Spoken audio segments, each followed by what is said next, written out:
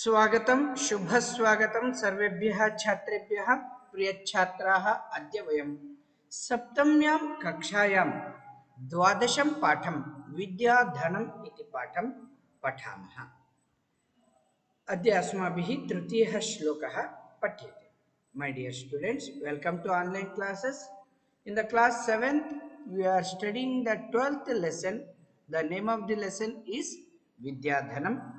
Today we will discuss about the third shloka. Before that, we will read all these shlokas. न चौरहार्यं न च राजहार्यं न भ्रातृभाज्यं न च भारकारी व्यये कृते वर्धत एव नित्यं विद्याधनं सर्वधनप्रधानम् विद्यानामनरस्य रूपमधिकं प्रच्छन्नगुप्तं धनं विद्या भोगकरी यशः सुखकरी विद्या गुरूणां गुरुः विद्या बन्धुजनो विदेशगमने विद्या परा देवता विद्या राजसु पूज्यते न हि धनं विद्या विहीनः पशुः। इदानीं तृतीयं श्लोकं पश्यामः। केयूराः न विभूषयन्ति पुरुषं हारा न चन्द्रोज्ज्वला न स्नानं न विलेपनं न कुसुमं नालङ्कृता मूर्धजाः वाण्येका समलङ्करोति पुरुषं या संस्कृता धार्यते क्षीयन्तेऽखिलभूषणानि सततं वाग्भूषणं भूषणम्।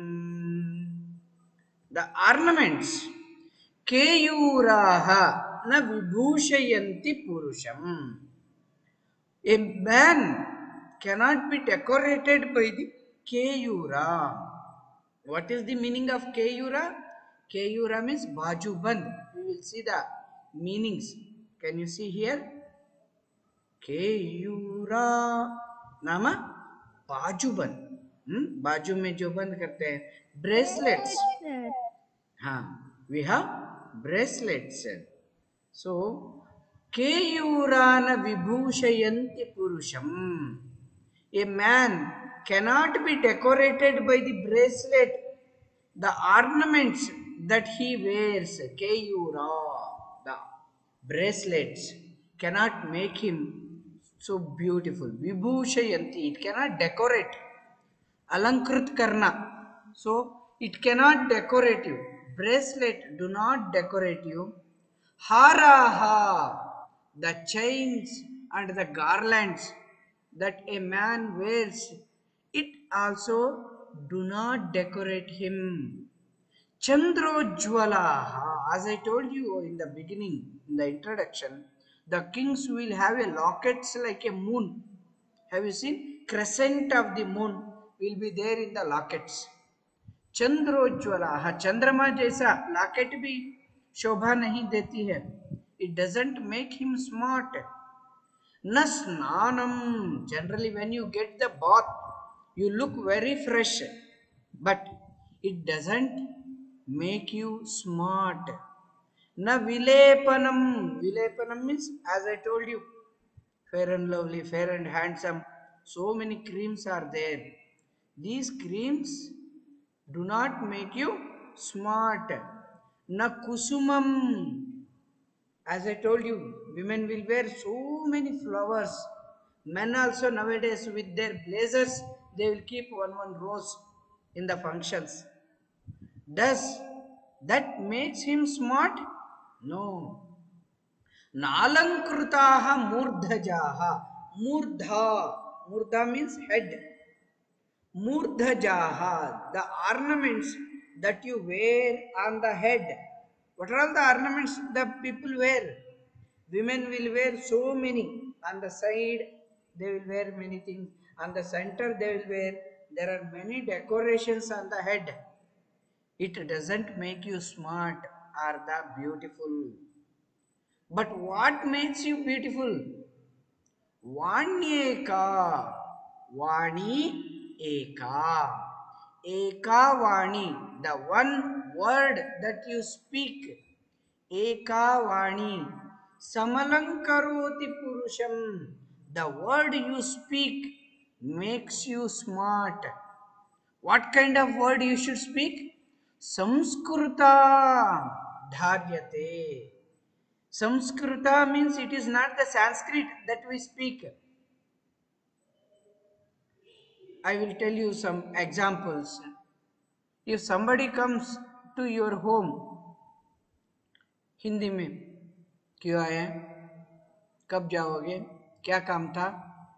If you ask, will that person will stay with you? Immediately he will go away from your house. If somebody comes to your house, आइए, बैठिए, क्या आप पानी लेंगे? If you ask in that manner, that is called Samskrita Hindi. Oh, Sanskrit Hindi. That means cultured. That is the cultured way you speak to them. So that's why always the way you speak in a cultured manner, that will make you look smart. Not the things that you wear makes you smart. That's why Samskrita dharyate. So what you wear, the cultured way of speaking, that makes you very smart. Kshiyante. Kshiyante means decreases, vanish. लुप्त हो जाता है. क्षीयन्ते means लुप्त हो जाना, कम हो जाना, खराब हो जाना. क्षीयन्ते, everything will get spoiled. What? The all the ornaments, everything that you wear, you apply. So if you get sweat, all your creams will go away. Is it? If the flower is there, it will wither. Even the gold that you wear, after sometimes it will lose its shining. But from the childhood, especially you boys, from this student life, if you learn to speak better, then this will be an ornament for entire life. इसलिए हिंदी में बोलते हैं ना, what do they से, बात सही होना चाहिए. So you have to speak properly, that too like a in a cultured manner.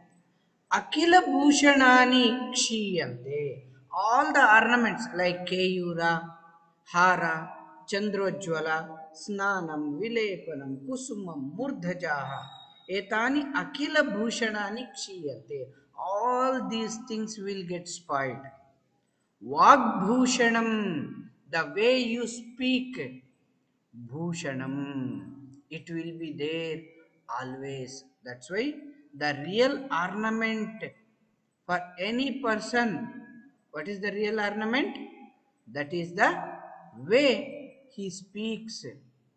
That is the way he speaks will be the real ornament. Vagbhushanam. So that's why, my dear boys, please learn from the childhood to speak better. Is it clear? Understood? हाँ Shall सर. yes. और एक बार बताता हूं, जो बाजू बंद है वो आदमी को सुंदर नहीं बनाता.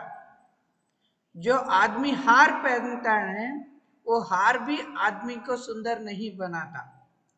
जो चंद्रमा की जैसे लॉकेट पहनता है वो लॉकेट भी आदमी को सुंदर नहीं बनाता. नहाना भी आदमी को सुंदर नहीं बनाता. क्रीम वगैरह लगाना भी आदमी को सुंदर नहीं बनाता. फूल भी आदमी को सुंदर नहीं बना सकता है. और सर पे रखा हुआ आभूषण आदमी को सुंदर नहीं बनाता है. क्या आदमी को सुंदर बनाता है? एक ही बात, जो संस्कृत होता है। संस्कृत का मतलब कल्चर्ड, संस्कार पूर्ण। जो आदमी संस्कार पूर्ण बात बताता है वही बात आदमी को शोभा देता है। बाकी सभी आभूषण लुप्त हो जाते हैं, लेकिन आदमी का बात कभी लुप्त नहीं होता, वो मरते दम तक उसके साथ रह जाता है।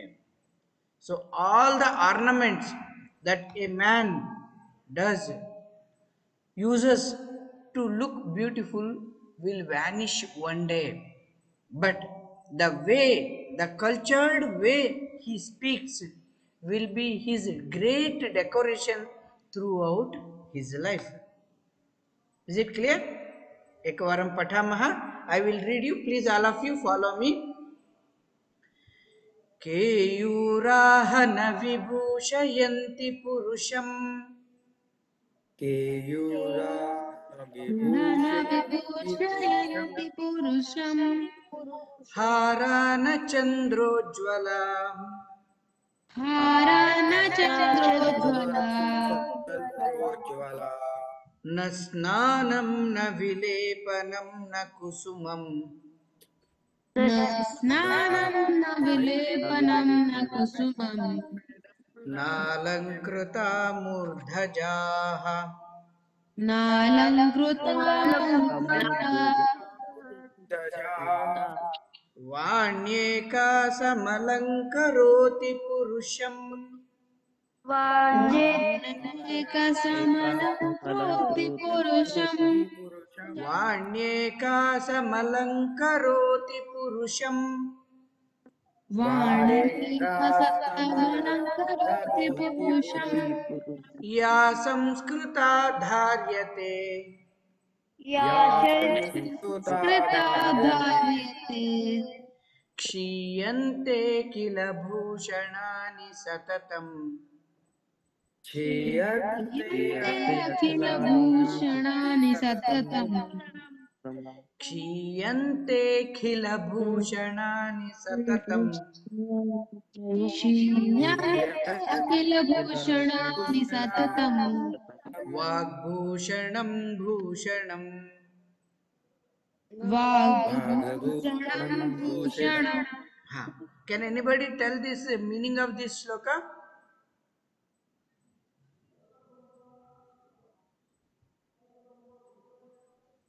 हाँ प्रिंस बताओ।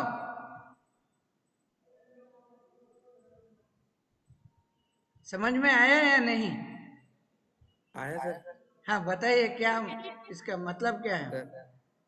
मतलब कि सर इंसान को ना ही तो आभूषण वगैरह मतलब अच्छा बनाते हैं, और जैसे चंद्र के जैसे चमकता हुआ लॉकेट भी अच्छा नहीं बनाता, और ना ही नहाना, और ना ही मतलब क्रीम वगैरह करना, और कुसुमम सर मतलब सिर पे जैसे कुछ रखने का।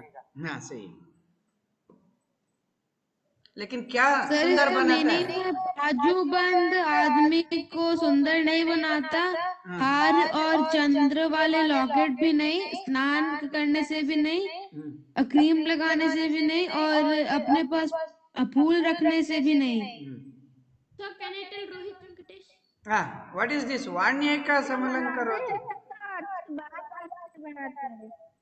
So the only the way you speak makes you very beautiful.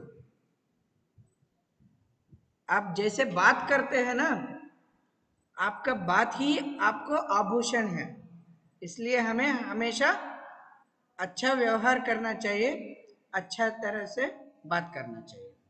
Yes Rohit, tell me. So the makeup of jewelries, lockets, bracelets cannot make up a man. Only Yes. the word which we speak good makes a man wealth, good, rich. Sir. Very beautiful. Uttam. Good. Very well said. Very nice. Good. Thank you, sir. Very nice. Shall we move to the next shloka? Yes. Yes, sir. Yes. हाँ. विद्यानामनरस्य कीर्तिरतुलाम्. Please repeat. विद्यानामनरस्य कीर्तिरतुलाम्. भाग्यक्षये चाश्रयः.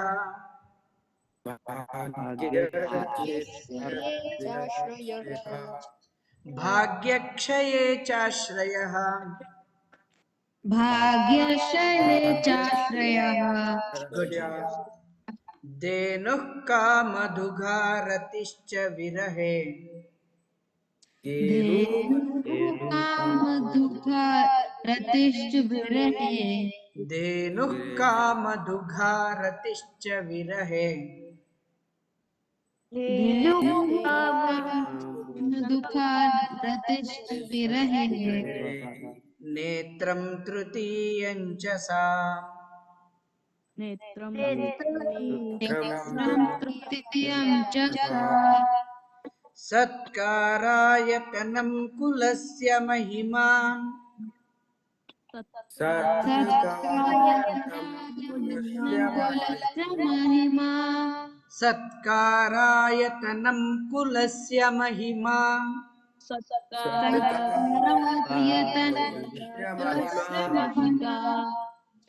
रत्नैर्विना भूषणम्.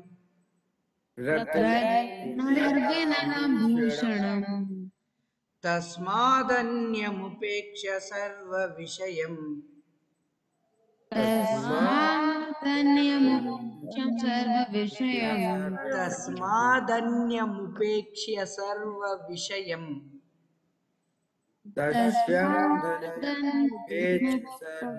सर्वविषयम्. तस्मात् तस्मात् अन्यम् अन्यम्. Please repeat. तस्मात् तस्मात् अन्यम् अन्यम् उपेक्ष्य.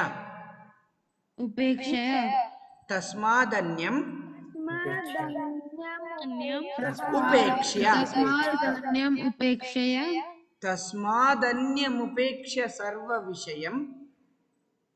तस्मादन्यमुपेक्ष्य सर्वविषयम्. विद्याधिकारं कुरु. विद्याधिकारं कुरु. विद्याधिकारं कुरु.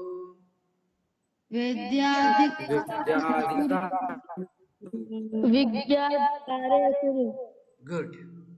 विद्यानामनरस्य कीर्तिरतुला. विद्यानामनरस्य भाग्यक्षये चाश्रयः. भाग्यक्षये चाश्रयः. धेनुः कामधुघा. धेनुकामधुघा. रतिश्च विरहे. रतिश्च विरहे. नेत्रं तृतीयं च सा. नेत्रं तृतीयं च सा. सत्कारायतनम् सत्कारायतनं कुलस्य महिमा. कुलस्य महिमा. रत्नैर्विना भूषणम्. रत्नैर्विनाभूषणम्. तस्मादन्यमुपेक्ष्य तस्मादन्यमुपेक्षय सर्वविषयम्. सर्वविषयम्. विद्याधिकारं कुरु. विद्याधिकारं कुरु. Very nice, very nice. Oh, can Krishna Jha read this shloka, man? विद्यानामनरस्य कीर्तितुला. भाग्यक्षे चाश्रयः. धेनुः कामदुःखरतिश्च विरहे. नेत्रं तृतीयं च सा. सत्कारायतनं कुलस्य महिमा. रत्नैर्विनाभूषणम्.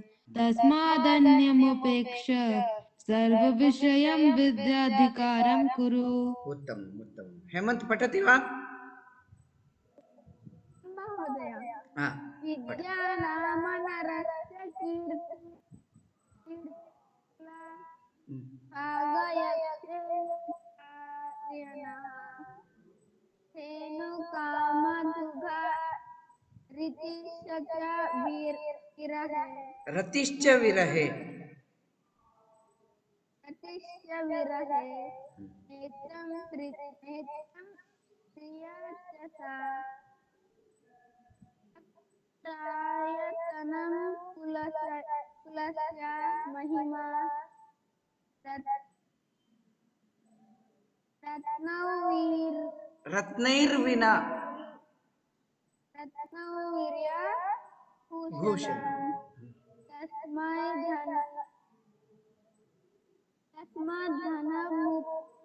तस्मादन्यमुपेक्ष्य तस्माद्धनमुपैक्षः